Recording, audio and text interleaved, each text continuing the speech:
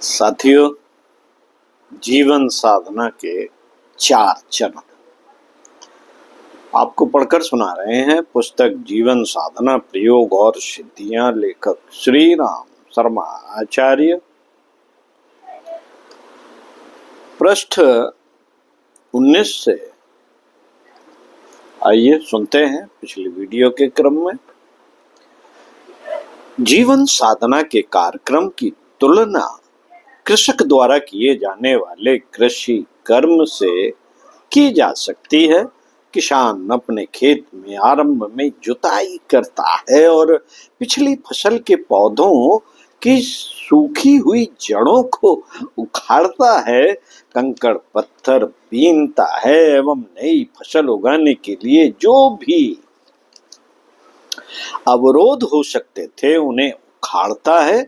इसके बाद खेत की उर्वरता बढ़ाने के लिए खाद पानी का प्रबंध करता है, फिर बीज बोता है और अच्छी फसल हो इसके लिए रखवाली से लेकर सिंचाई तक विभिन्न प्रयास करता है तथा फसल आ जाने पर बाजार में विक्रय कर उसका सुपरिणाम अर्जित करता है। इस प्रकार जुताई, बुवाई, सिंचाई और विक्रय की चतुर्विधि प्रक्रिया संपन्न करने के बाद किसान को अपने परिश्रम का लाभ मिलता है। जीवन साधक को भी इसी प्रकार जीवन साधना की चतुर्विध प्रक्रिया संपन्न करनी पड़ती है। नंबर 1, जीवन विकास में बाधक अवांछनीयताओं को ढूंढ निकालना। नंबर 2, कुसंस्कारों को निरस्त करना। नंबर 3, जो सत प्रवृत्तियां अभी अपने स्वभाव में नहीं है उनका विकास करना। तथा नंबर 4, उपलब्धियों को प्रकाश दीप की तरह सुविस्तृत क्षेत्र में वितरित कर देना। इन 4 चरणों को आत्मिक चिंतन, आत्म सुधार, आत्म विश्लेषण, आत्म निर्माण और आत्म विकास के नाम से पुकारा जाता है। इन चतुर्विध साधनों को एक एक करके नहीं, समन्वित रूप से ही अपनाया जाना चाहिए। रोटी, साग, दाल और चावल का आहार मिला जुला कर ही किया जाता है। यह नहीं कि कुछ समय तक रोटी खाते रहे, कुछ दिनों साग लेते रहे, फिर कुछ दिन दाल ही पी जाती रहे और कुछ दिन चावल पर ही बिताएं।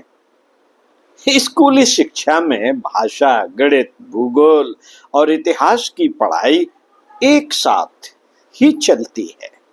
चारों विषय एक एक कर 4 वर्ष में नहीं पढ़ाए जाते, वरन चारों का शिक्षण एक साथ ही चलता है। धोती, कुर्ता, बनियान और जूता चारों पहनकर ही घर से निकला जाता है। ऐसा नहीं होता कि एक बार धोती पहनकर निकल गए और कुर्ता, बनियान, जूता छोड़ ही दिया, या केवल कुर्ता पहन लिया तथा धोती, बनियान, जूते नहीं पहने। लिखने में भी कागज, कलम, स्याही और उंगलियां चारों का प्रयोग एक साथ ही करना पड़ता है। केवल कागज, केवल कलम, स्याही या केवल उंगलियों से लेखन कार्य संभव नहीं होता। भोजनालय में रसोई पकाने के लिए आग, पानी, खाद्य पदार्थ और बर्तन, उपकरण चारों ही आवश्यक होते हैं। उसी प्रकार आत्मोत्कर्ष की जीवन साधना के लिए आत्मचिंतन, आत्म सुधार, आत्म निर्माण और आत्म विकास की समन्वित प्रक्रिया अपनानी पड़ती है। इन चारों चरणों को 2 भागों में बांटने पर 2-2 के युग्म बनते हैं। एक को मनन कहा जा सकता है, दूसरे को चिंतन। मनन में आत्म समीक्षा और अवांछनीयताओं का शोधन आता है तथा चिंतन में आत्म विकास और आत्म निर्माण की प्रक्रिया अपनानी पड़ती है। मनन और चिंतन को आत्म चिंतन, आत्म सुधार को और आत्म निर्माण, आत्म विकास को जीवन साधना का अविच्छिन्न अंग माना गया है। प्रातः काल उठते समय, रात्र को सोते समय अथवा अन्य किसी शांत, निश्चिंत और एकांत स्थिति में न्यूनतम आधा घंटे का समय इसके लिए निकाला जा सकता है। मनन प्रथम और चिंतन को द्वितीय चरण मानना चाहिए। इस प्रक्रिया के लिए पूजा उपचार की तरह कोई विशेष शारीरिक स्थिति बनाने की या कोई साधन सामग्री एकत्रित करने की आवश्यकता नहीं है। चित्त का शांत और स्थान का कोलाहल रहित भर होना पर्याप्त है। इस प्रकार अपने आप की समीक्षा के लिए सुविधा का कोई भी समय निकालना चाहिए और नियमित आत्म समीक्षा करनी चाहिए। आत्मचिंतन का अर्थ अपनी समीक्षा करना है। इसमें अपने आप के गुणों एवं दोषों को ढूंढ निकालने एवं वर्गीकृत करने के लिए प्रयत्न करना चाहिए। प्रयोगशालाओं में पदार्थों का विश्लेषण, वर्गीकरण होता है और देखा जाता है कि इस संरचना में कौन कौन से तत्व मिले हुए हैं। सबक छेद की प्रक्रिया में देखा जाता है कि भीतर के किस अवयव की क्या स्थिति थी। उनमें कहीं चोट या विषाक्तता के लक्षण तो नहीं थे। रोगी की स्थिति जानने के लिए उसके मलमूत्र, ताप, रक्त, धड़कन आदि की जांच पड़ताल की जाती है और निदान करने के बाद ही सही उपचार बन पड़ता है। आत्मचिंतन, आत्म समीक्षा का भी यही क्रम है। उसके लिए अपने आप से प्रश्न पूछने और उनके सही उत्तर ढूंढने की चेष्टा की जानी चाहिए। हम जिन दुष्प्रवृत्तियों के लिए दूसरों की निंदा करते हैं, उनमें से कोई अपने स्वभाव में तो सम्मिलित नहीं है। जिन बातों के कारण हम दूसरों से घृणा करते हैं, वे बातें अपने में तो नहीं है। जैसा व्यवहार हम दूसरों से अपने लिए नहीं चाहते, वैसा व्यवहार हम ही दूसरों के साथ तो नहीं करते। जैसे उपदेश हम आए दिन दूसरों को करते हैं, उनके अनुरूप हमारा आचरण है भी अथवा नहीं। जैसी प्रशंसा और प्रतिष्ठा हम चाहते हैं, वैसी विशेषताएं हम में हैं या नहीं। जैसी प्रशंसा और प्रतिष्ठा हम चाहते हैं, वैसी विशेषताएं हम में हैं या नहीं। इस तरह का सूक्ष्म आत्म निरीक्षण स्वयं व्यक्ति को करना चाहिए और अपनी कमियों को ढूंढना चाहिए। यद्यपि यह कार्य अत्यंत कठिन है, सभी व्यक्तियों में अपने प्रति पक्षपात की दुर्बलता पाई जाती है। आंखें बाहर की कमियां देखती हैं, कान दूसरों के शब्द सुनते हैं और उनमें कटुता खोजते हैं। दूसरों के गुण अवगुण देखने में ही हर किसी की रुचि होती है और प्रत्येक व्यक्ति उसमें प्रवीण भी रहता है। ऐसा अवसर कदाचित ही आता है कि अपने दोषों को निष्पक्ष रूप से देखा और स्वीकार किया जा सके। कोई दूसरा हमारे दोष बताता है तो वह शत्रु जैसा प्रतीत होता है, जिस कार्य को कभी किया ही ना हो। वह सरलता से अभ्यास में नहीं आता। अतः अपने दोषों को ढूंढने में कठोरता बरतने और दृढ़ता अपनाने की क्षमता उत्पन्न करनी चाहिए।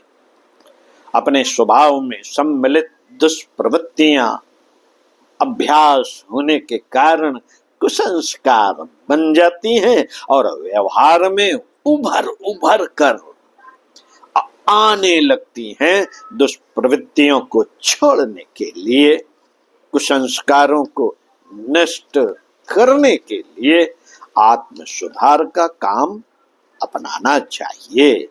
इसके लिए अभ्यास और विचार संघर्ष के दो मोर्चे तैयार करने चाहिए। अभ्यस्त कुसंस्कारों की आदत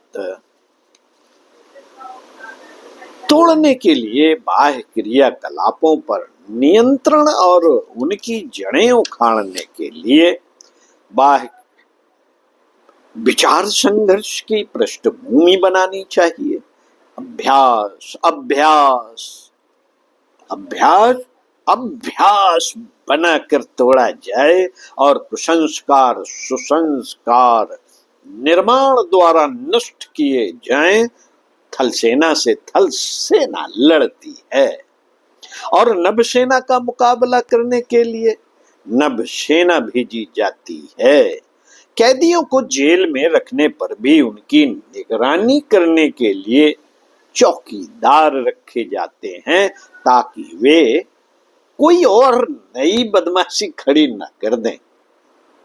यही नीति कुसंस्कारों के लिए भी अपनानी पड़ती है। जो भी जब उभरे उसी से संघर्ष किया जाए। बुरी आदतें जब उभरने के लिए मचल रही हों तो उसके स्थान पर उचित सत्कर्म ही करने का आग्रह खड़ा किया जाए और मनोबल पूर्वक अनुचित को दबाने तथा उचित को अपनाने का साहस किया जाए। मनोबल यदि दुर्बल होगा तो ही हारना पड़ेगा, अन्यथा सत्साहस जुटा लेने पर तो श्रेष्ठ की स्थापना में सफलता ही मिलती है। इसके लिए छोटी बुरी आदतों से लड़ाई आरंभ करनी चाहिए। उन्हें जब हरा दिया जाएगा तो अधिक पुरानी और अधिक बड़ी दुष्प्रवृत्तियों को परास्त करने योग्य मनोबल भी जुटने लगेगा। जीवन साधना का तीसरा चरण आत्मनिर्माण है। इसका अर्थ है अपने व्यक्तित्व को उत्कृष्ट और सुसंस्कृत बनाने के लिए योजनाबद्ध प्रयत्न। दुर्गुणों को निरस्त करने के बाद सद्गुणों की प्रतिष्ठापना भी तो होनी चाहिए। खेत में से कटीली झाड़ियां, पुरानी फसल की सूखी जड़ें उखाड़ दी गईं, पर इसी से तो खेती का उद्देश्य पूरा नहीं हो गया। कटीली झाड़ियां और घास फूस उखाड़ने का कार्य अधूरा है। शेष आधी बात तब बनेगी जब उस भूमि पर सुरम्य उद्यान लगाया जाए और उसे पाल पोष कर बड़ा किया जाए। बीमारी का चला जाना, रोग को मिटा देना आधा काम है। उसके बाद दुर्बल स्वास्थ्य को बलिष्ठ बनाने के लिए उचित आहार विहार जुटाना भी आवश्यक है। दुर्गुणों को निरस्त कर दिया गया उचित ही है, पर व्यक्तित्व को उज्जवल बनाने के लिए आत्म विकास की अगली सीढ़ी चढ़ने के लिए सद्गुणों की संपत्ति एकत्रित करना भी अत्यंत आवश्यक है। अपने व्यक्तित्व का विकास जीवन साधना की सफलता, उत्कृष्ट चिंतन और आदर्श कर्तव्य अपनाए रहने पर ही निर्भर है। उस साधना में चंचल मन और अस्थिर बुद्धि से काम नहीं चलता। इसमें तो संकल्प निष्ठ, धैर्यवान और सतत प्रयत्नशील रहने वाले व्यक्ति ही सफल हो सकते हैं। सद्विचार और सत्कर्म की समग्र जीवन पद्धति अपनाने से ही व्यक्तित्व को सुसंस्कृत बनाना संभव होता है। अपना लक्ष्य यदि आदर्श मनुष्य बनना है, अपना लक्ष्य यदि आदर्श मनुष्य बनना है, तो इसके लिए व्यक्तित्व में आदर्श गुणों और उत्कृष्ट विशेषताओं का अभिवर्धन करना ही पड़ेगा। जीवन साधना की अंतिम सीढ़ी आत्म विकास है। आत्म विकास अर्थात अपने आत्म भाव की परिधि को अधिकाधिक विस्तृत क्षेत्र में विकसित करते रहना। सामान्यतः लोग अपना स्वार्थ अपने शरीर और मन की सुविधा तक ही सीमित रखते हैं। इसके लिए घर बसाते हैं, परिवार बनाते हैं और दूसरों से संबंध जोड़ते हैं। अधिक हुआ तो परिवार तक अपना आत्म भाव विकसित कर लेते हैं। आमतौर पर लोगों का चिंतन और क्रियाकलाप यहीं तक सीमित नहीं रहता। जीवन साधना की